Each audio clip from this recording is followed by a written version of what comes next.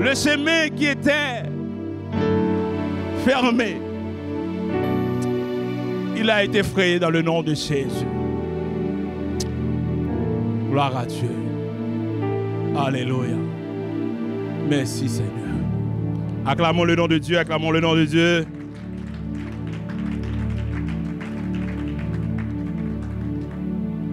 Merci, mettez-vous.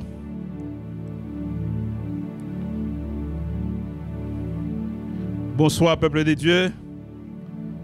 C'est avec un cœur abondant de joie que je vous salue encore aujourd'hui à ce mercredi sans limite, un rendez-vous hebdomadaire, un rendez-vous de milieu de semaine où nous sommes venus pour chercher le Seigneur et pour écouter la parole de Dieu.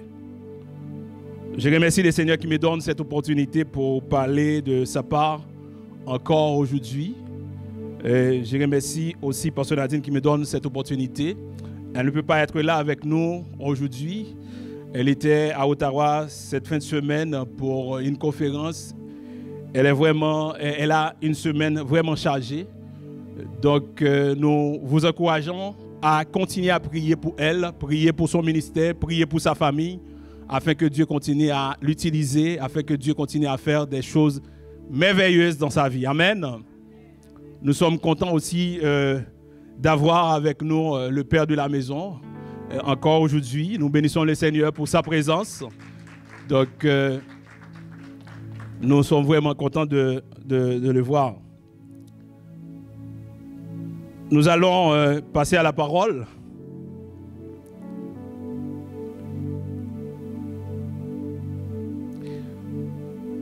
Seigneur éternel, notre Dieu, voici ton peuple qui est venu assoiffé de ta parole.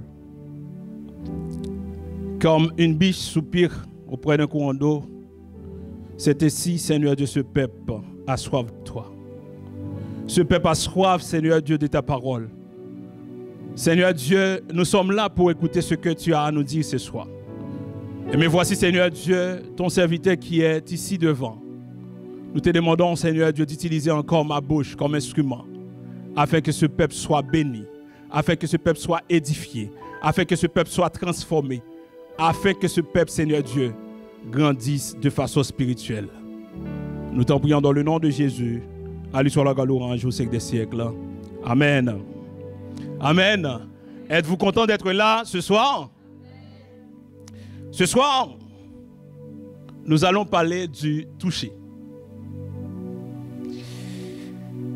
Les scientifiques considèrent que l'être humain a 5 sens. C'est lui, la vue, l'odorat et les toucher. N'est-ce pas? Même si certains d'entre eux considèrent qu'il y a un 6e sens. Mais quand même, à la base, on parle des 5 sens, lui, la vue, l'odorat et le toucher. Et on peut dire que le toucher est le sens qui nous permet d'appréhender les objets dans un sens littéral. Et c'est à partir du toucher qu'on peut savoir que l'eau est chaude ou l'eau est froide. Donc il y a cette faculté que nous avons, ce sens que nous avons qu'on appelle toucher. Mais aussi dans les relations sentimentales, dans les relations amoureuses, on entend souvent les amoureux et les amoureuses qui disent « J'aime quand tu me touches. J'aime quand tu me touches. Je me sens au 7e ciel. » Généralement, c'est parce qu'ils ont une sensation spéciale par rapport à se toucher. Ce soir, nous sommes venus pour te parler de toucher, qui n'est pas comme les autres touchés, mais un toucher spécial, un toucher qui peut guérir, un toucher qui peut transformer, un toucher qui peut restaurer.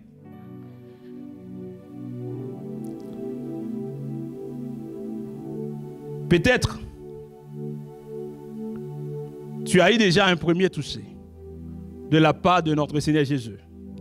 Mais ce soir, ma question pour toi, n'as-tu pas besoin d'un second toucher? N'as-tu pas besoin d'un second toucher? C'est le titre de mon enseignement de ce soir. N'as-tu pas besoin d'un second toucher. Amen. Lisons la parole de Dieu avec moi dans Marc 8, verset 22 à 26. Marc 8, verset 22 à 26. La parole de Dieu nous dit: ils se rendirent à Bethsaïda et on amena vers Jésus un aveugle qu'on les pria de toucher. Il prit l'aveugle par la main et le conduisit hors du village.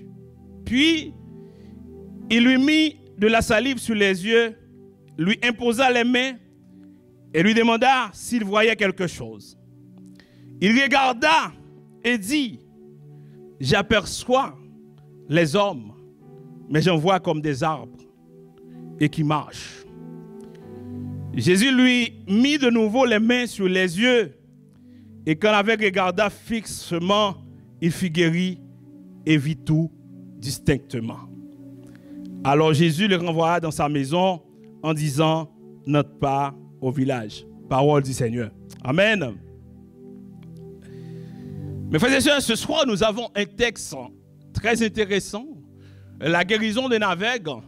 Ce miracle a été raconté par Marc, par l'évangéliste Marc.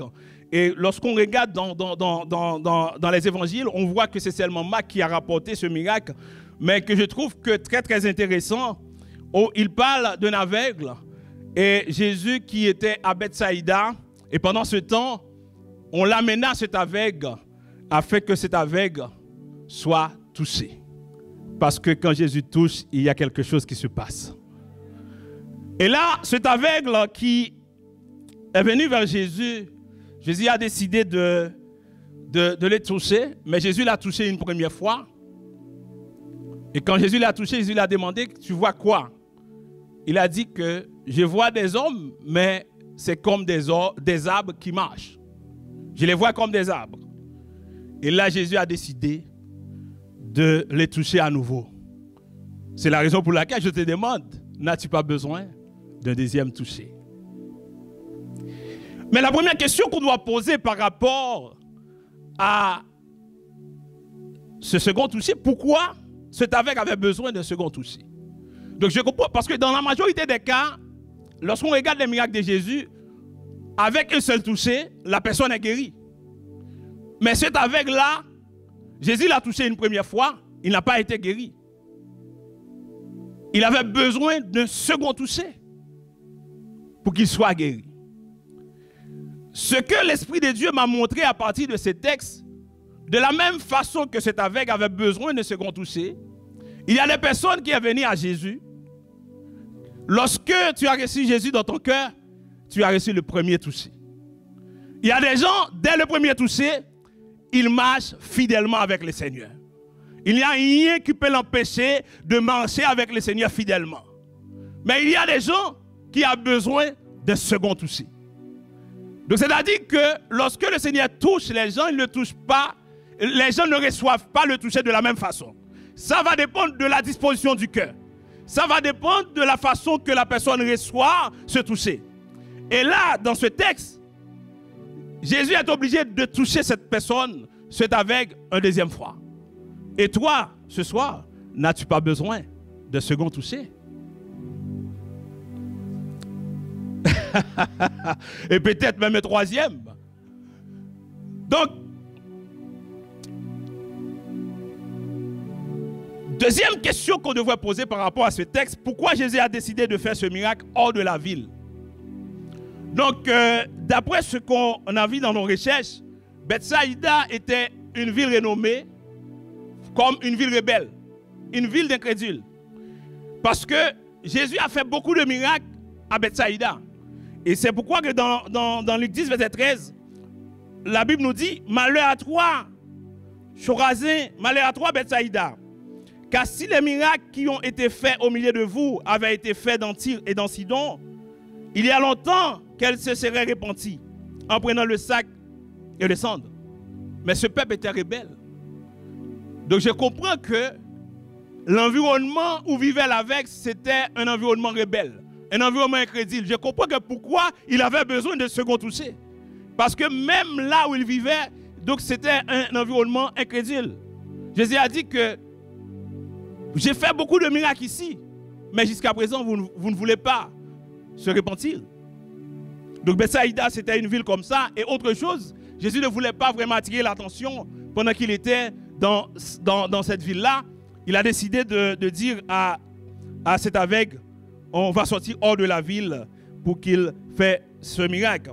Mais ce qui est intéressant avec Christ, quelquefois, quand Jésus veut te toucher, il a besoin que tu sortes de ta zone de confort.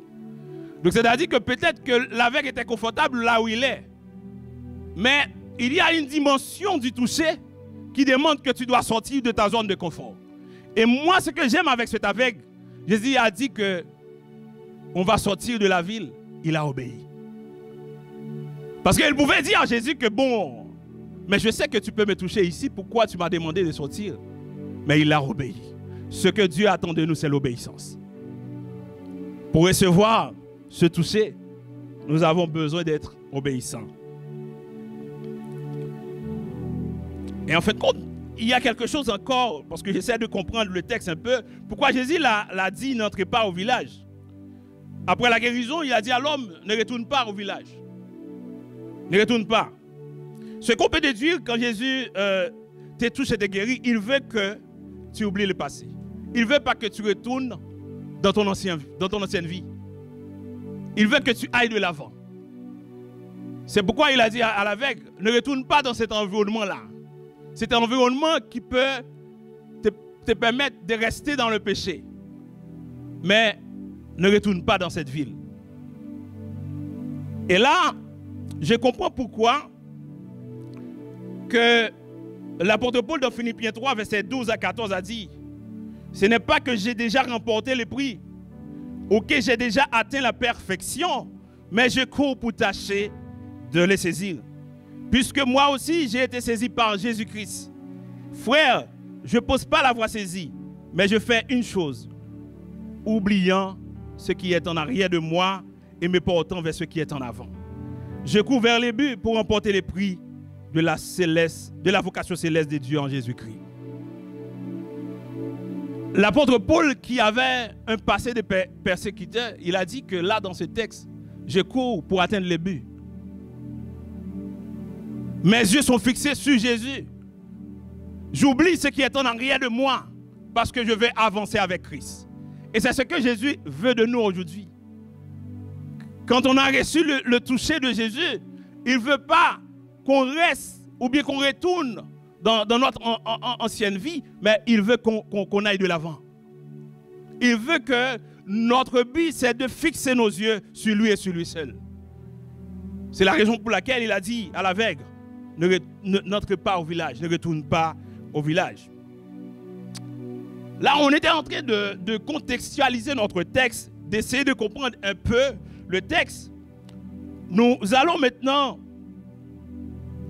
entrer dans le vif du sujet pour voir quelques situations aujourd'hui qui pourraient nécessiter un second toucher. Quelques situations qui se trouvent dans notre vie qui pourraient nécessiter un second toucher.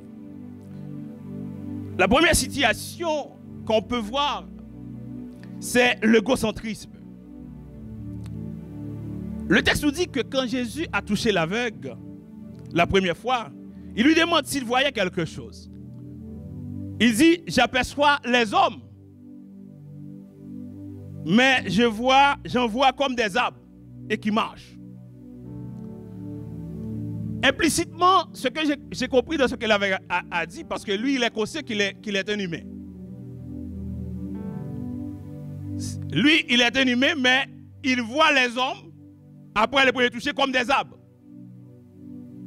Il voit les hommes comme des arbres et des arbres qui marchent. C'est-à-dire que les gens qui se trouvent autour de lui,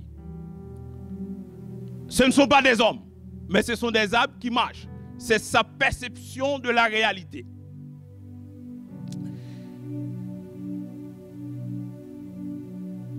Mais par rapport à cette image, en rapport avec ce miracle, ma question pour toi ce soir, comment tu me vois?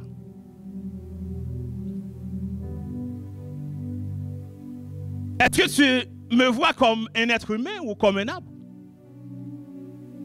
Comment tu vois les itinérants qui se trouvent dans la rue? Comment tu vois les mendiants qui se trouvent dans la rue? Est-ce que tu les vois comme un humain ou comme des arbres? Il y a beaucoup de gens, c'est comme pour eux, le monde est concentré autour d'eux. Ils sont autosuffisants. Donc ils voient les autres dans une autre catégorie. Mais là, ma question pour toi, aujourd'hui tu as Jésus. Comment tu vois les autres? Comment tu traites la femme de ménage qui est chez toi? Ou bien qui passe une fois par semaine pour faire le ménage chez toi? Comment tu la traites? Comment tu traites tes subalternes dans le travail? Peut-être que tu es un gestionnaire. Mais comment tu les traites?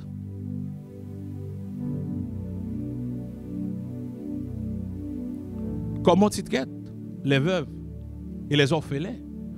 Comment tu traites les prisonniers? Est-ce que tu les vois comme des humains? Ou tu les vois comme des arbres qui marchent? Parce que les arbres, c'est vrai qu'on considère que les arbres, ce sont des êtres vivants. Mais les arbres, on peut faire ce qu'on veut avec. On peut les couper, on peut les abattre.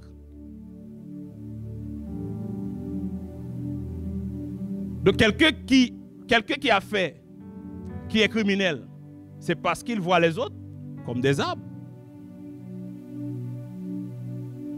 Mais toi, comment tu vois les autres? Est-ce que tu les vois comme des humains? Ou bien tu les vois comme des arbres?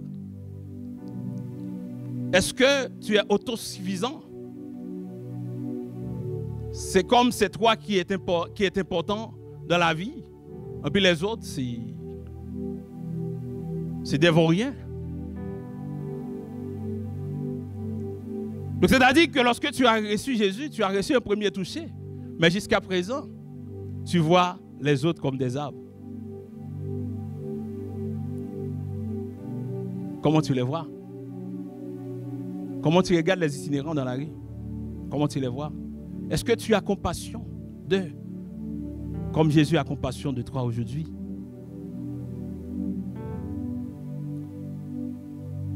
N'as-tu pas besoin d'un second toucher? Un toucher qui va te permettre d'avoir le cœur de Dieu, de voir les gens comme Dieu les voit.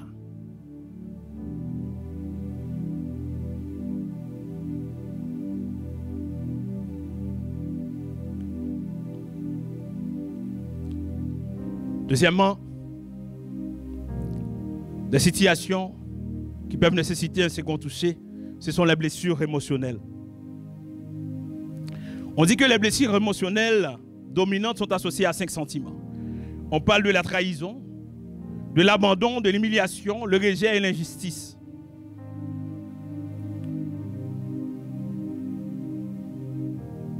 C'est vrai que tu as reçu le premier toucher, tu as reçu Jésus dans ton cœur. Mais le fait que tu as été trahi par une personne, tu as été trahi par ton petit ami, tu avais confiance en lui. Mais jusqu'à présent, il est encore dans ton cœur. Tu as une blessure interne qui n'est pas guérie. Tu n'es pas totalement libéré.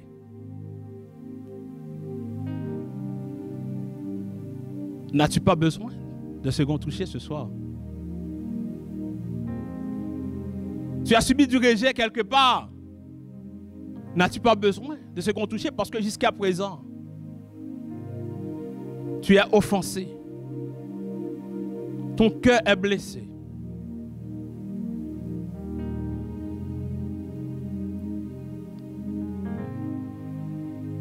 Tu as été abusé, soit par un proche parent, soit par un ami. Et jusqu'à présent, tu n'arrives pas à pardonner cette personne.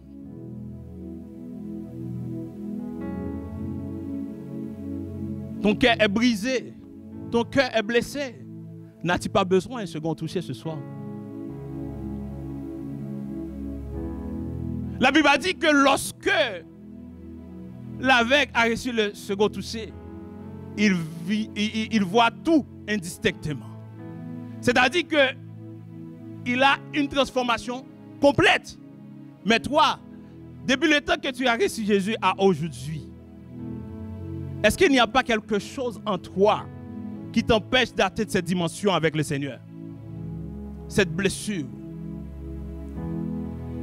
Tu as été humilié dans une église, toi et ta famille. Et depuis lors, tu ne veux plus aller à l'église, ou bien tu viens à l'église. Mais c'est comme tu es devenu quelqu'un qui est susceptible. Quand on prêche une prédication, tu penses que c'est à toi qu'on te parle. Tu as des difficultés à t'intégrer dans une autre église. N'as-tu pas besoin d'un second toucher? Parce que tu es blessé, tu es offensé.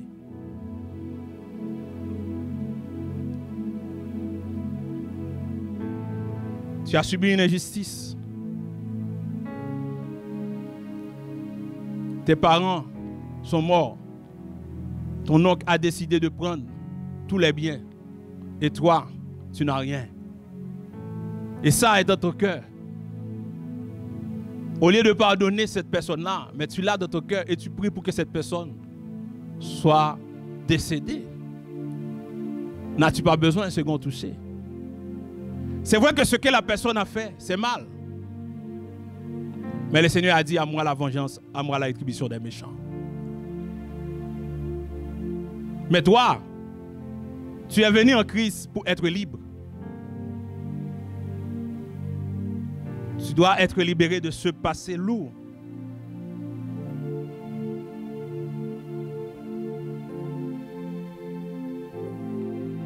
Joyce Meyer, une des plus grandes prédicatrices du temps, a raconté comment il a été abusé pendant longtemps par son père.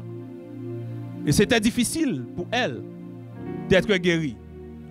Mais heureusement, il l'a laissé entre les mains du Seigneur. Le Seigneur l'a touché et le Seigneur l'a guéri. Car la parole de Dieu dit dans le psaume 147, verset 2, « Il guérit le cœur brisé et pense leurs blessures. » Je ne sais pas, est-ce que tu as un cœur brisé ce soir? Est-ce qu'il y a quelque chose? Est-ce que tu as des blessures émotionnelles qui t'empêchent de rentrer dans une autre dimension avec le Seigneur? Mais il est celui qui guérit le cœur brisé. Il est celui qui pense les blessures.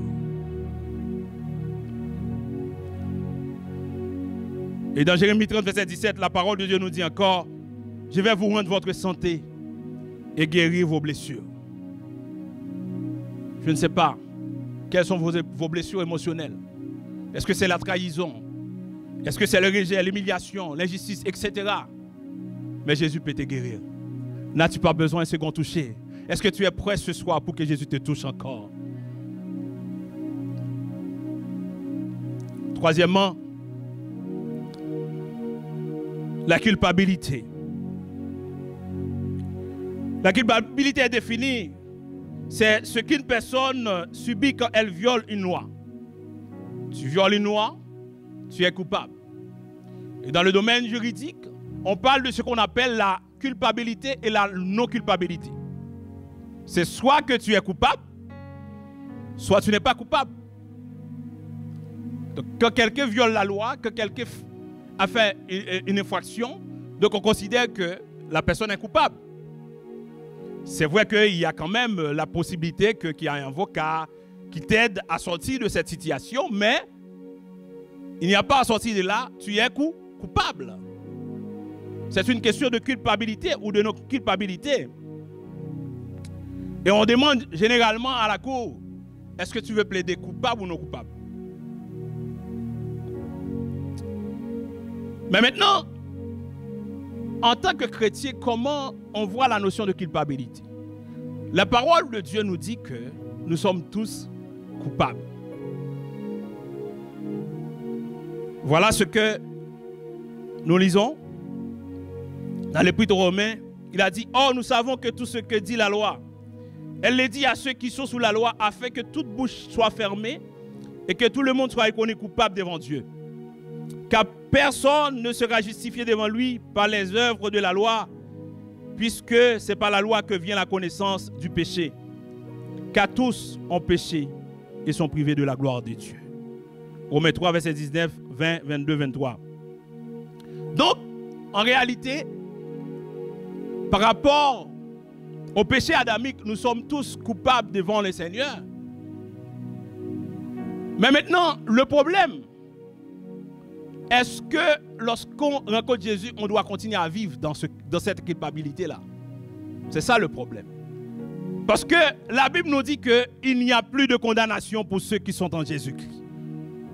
Donc c'est-à-dire que c'est de la même façon, quand quelqu'un est allé en prison pour un crime commis ou une infraction, il y a quelqu'un qui est venu payer sa caution. Donc notre Rédempteur Jésus-Christ est venu, il est monté à la croix, il est mort à notre place. Et maintenant, on n'a plus de culpabilité parce qu'il a pris notre culpabilité et maintenant nous sommes libres. Mais cela arrive que tu as eu ton premier toucher, mais après tu vis encore avec un sentiment de culpabilité. Parce qu'il y a ce qu'on appelle la culpabilité, mais il y a aussi un sentiment de culpabilité. C'est parce que peut-être tu avais offensé quelqu'un dans ta vie, mais tu trouves que ce que tu as fait, c'était pas bien. Et puis jusqu'à présent, tu vis avec ce sentiment de culpabilité. Et tu ne peux pas lâcher prise, tu restes là dans cette culpabilité. Pourtant, le Seigneur t'a déjà libéré. Tu n'as pas accepté cette libération.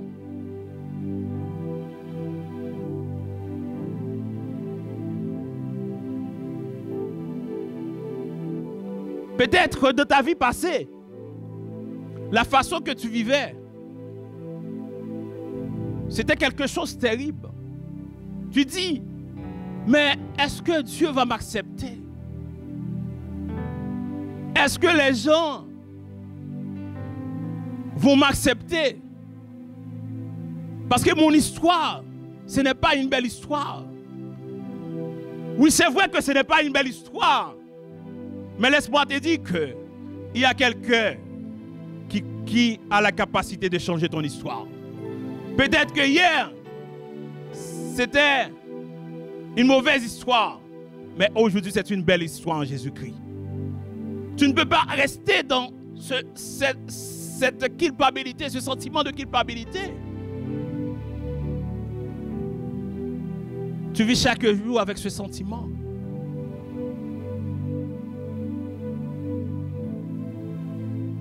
Et tu ne peux pas te libérer de ce sentiment de culpabilité. N'as-tu pas besoin d'un second toucher ce soir? Jésus veut te toucher ce soir. Jésus veut te libérer complètement ce soir. Comme cet aveugle. Dans le premier toucher. Il a vu quelque chose.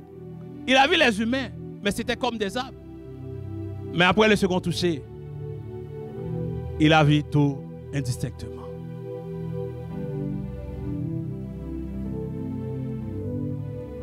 Est-ce que tu vis avec un sentiment de culpabilité? Et laisse-moi te dire, chers amis, le plus grand remède de la culpabilité, c'est le pardon. Le pardon, parce que quelquefois, tu as besoin de demander pardon à quelqu'un parce que tu as fait tort à quelqu'un.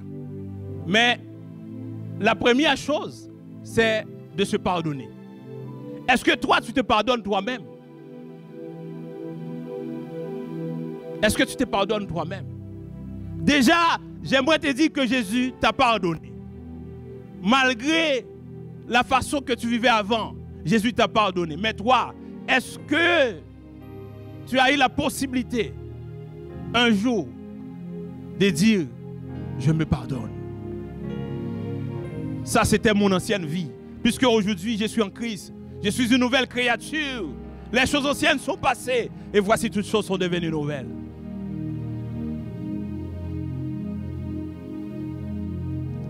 Et nous devons avoir aussi la capacité de pardonner aux autres. C'est ce que Jésus enseigne.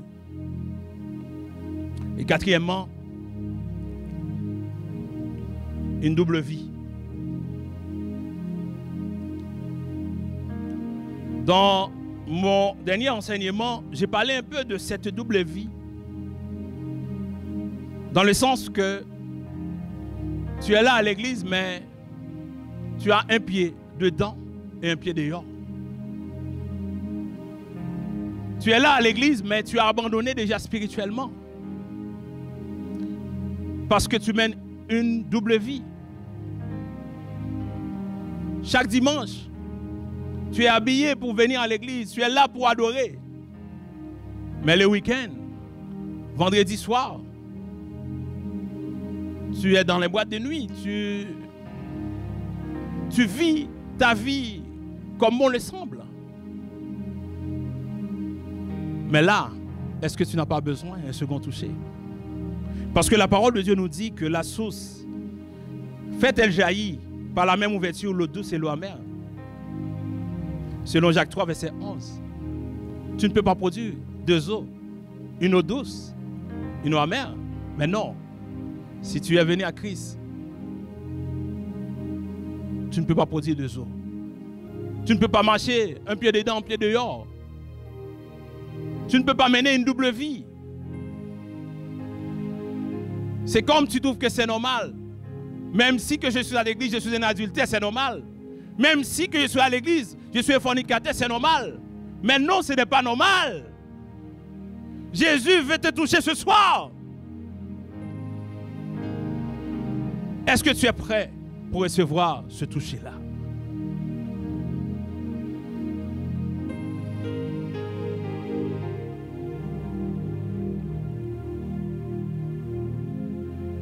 Frères et sœurs bien-aimés, Jésus ne nous a pas appelés pour mener une double vie. Mais Jésus veut que nous vivons notre vie en Christ pleinement.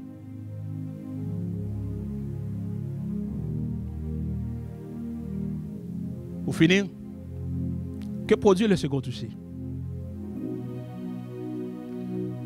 Le second toucher produit une meilleure vision. Le second toucher produit une meilleure vision de Dieu. Tu vois Dieu autrement. Tu vois la vie autrement. Tu commences à comprendre l'amour de Dieu. Comment Dieu a manifesté son amour pour nous. Tu commences à comprendre, malgré ton état, Dieu t'aime quand même. Dieu n'a pas regardé ce que tu as fait, mais il t'aime quand même. Et il a accepté de te pardonner. L'aveugle avait une autre vision. Une autre vision de Dieu, mais aussi une autre vision des autres. Avant, il ne pouvait voir. J'avais l'habitude de faire cet exercice avec des amis. Je les demande, écoute, quand tu fermes tes yeux, tu vois quoi? Ils me disent toujours, je vois noir. Je dis, mais non, tu ne peux pas voir noir. Donc c'est comme tu dis à un aveugle, tu vois quoi? Il a dit que je vois noir. Mais non, tu ne vois pas. Tu es aveugle. Quand tu es sans Christ, tu es aveugle. Même si que tu as des yeux, mais tu es aveugle. Parce que tu vis dans les ténèbres.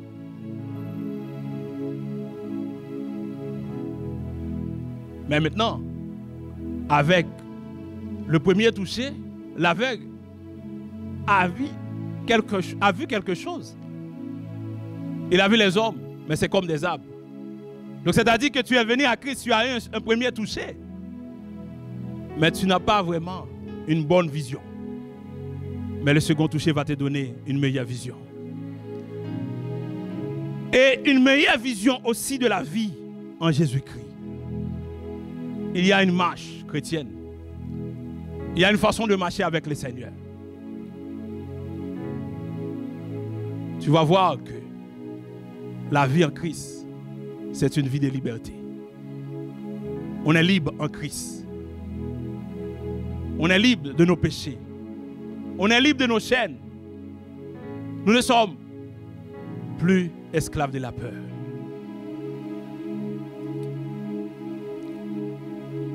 Le second toucher produit la lumière en toi. Mes frères et sœurs, tu as été appelé pour briller. Mais le problème, quand tu as eu le premier toucher, tu as reçu la lumière, mais tu l'as mis sous le boisseau. Comme la Bible a dit dans Matthieu 5, verset 15, on n'allume pas une lampe pour la mettre sous le boisseau, mais on la met sur le chandelier et elle éclaire tous ceux qui sont dans la maison. Et Jésus veut te donner un second toucher pour que tu puisses mettre ta lumière sous le chandelier. C'est le moment pour que tu puisses briller en Jésus-Christ. C'est le moment pour que tu puisses changer de vie, pour vivre une vie pleinement en Christ. Pour que ta lumière brille partout et en tout. Quand tu passes quelque part, on doit voir la lumière de Jésus en toi. Mais pour le moment, tu as la lumière, mais tu l'as cachée. Pourquoi tu l'as cachée? Mais le second toucher produit cette lumière-là. Il y a longtemps que tu l'as rencontré la lumière, mais tu l'as cachée. Jésus veut te donner un second toucher afin que tu puisses briller pour de bon. Jésus te dit ce soir, je veux t'enlever de l'aveuglement spirituel afin que tu brilles. La parole de Dieu nous dit dans Matthieu 6, verset 22, l'œil est la lampe du corps. Si ton œil est en bon état, tout ton corps sera éclairé. Et là, moi, je veux parler de l'aveuglement spirituel. Pour cet aveugle, c'était un aveuglement physique. Mais là, Jésus, avec sa lumière, non seulement tu vas briller, mais il veut que tu sortes de l'aveuglement spirituel. Il faut que tu vois plus loin que ce que tu peux voir. Il faut que tu vois au-delà de ton entendement. Est-ce que tu es prêt pour que Jésus te touche ce soir? Le second toucher produit une guérison complète. Le premier toucher n'a pas pu produire une guérison complète chez l'homme. Parce que peut-être qu'il y avait quelque chose dans sa vie qui empêchait que ce toucher l'amène à la guérison totale.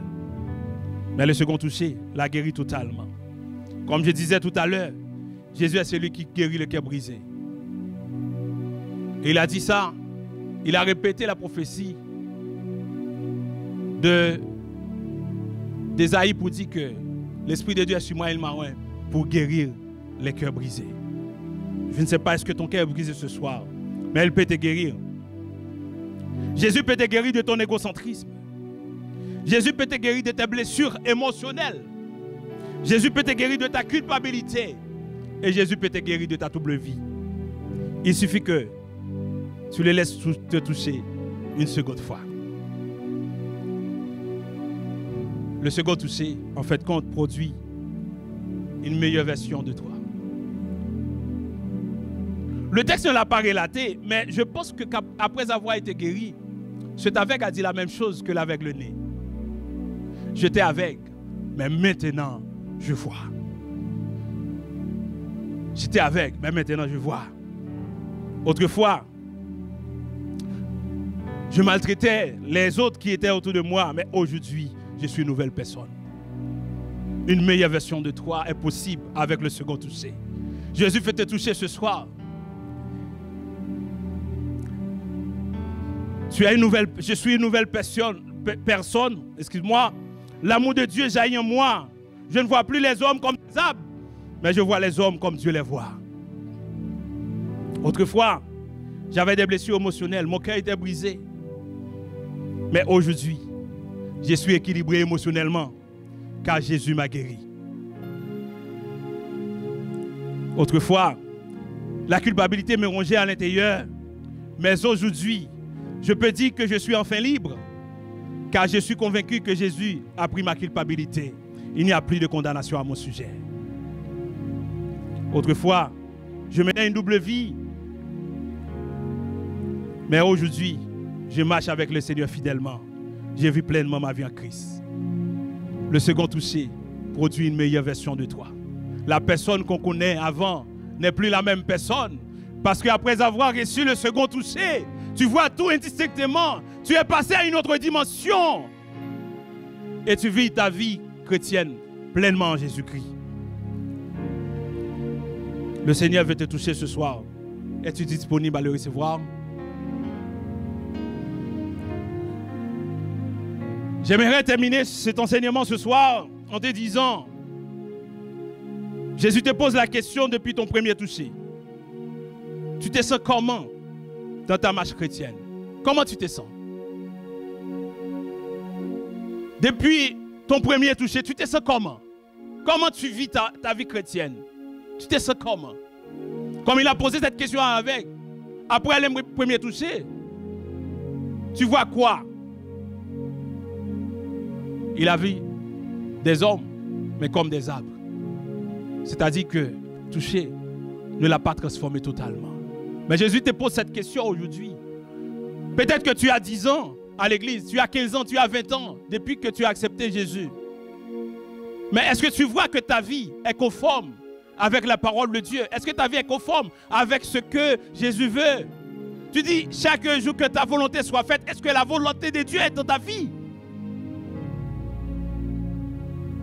Jésus te pose cette question. Comment tu te sens? N'as-tu pas besoin de second toucher? Je te laisse répondre à ces questions. Peut-être tu ne te retrouves pas parmi les éléments qu'on a mentionnés ce soir. L'égocentrisme, les blessures émotionnelles, la culpabilité et la double vie. Mais il y a longtemps que tu as vu que ta vie de prière a diminué. Est-ce que tu n'as pas besoin de second toucher? Jésus peut la restaurer. Jésus peut restaurer ta vie de prière. Les circonstances de la vie ont affaibli ta foi. Je veux te dire ce soir que Jésus peut restaurer ta foi. Avant, tu étais très zélé. Tu servais dans plusieurs départements à l'église. Mais aujourd'hui, tu es devenu juste un spectateur. N'as-tu pas besoin d'un second toucher? Mais je vais te dire ce soir, Jésus peut restaurer ton zèle. Peut-être, ton second toucher, ce n'est pas pour ce genre de choses, mais c'est parce que tu veux atteindre une autre dimension dans le Seigneur. Si tu veux atteindre une autre dimension, il peut te toucher aussi. Je vous laisse avec cette question. N'as-tu pas besoin d'un second toucher? Que le Seigneur vous bénisse ce soir.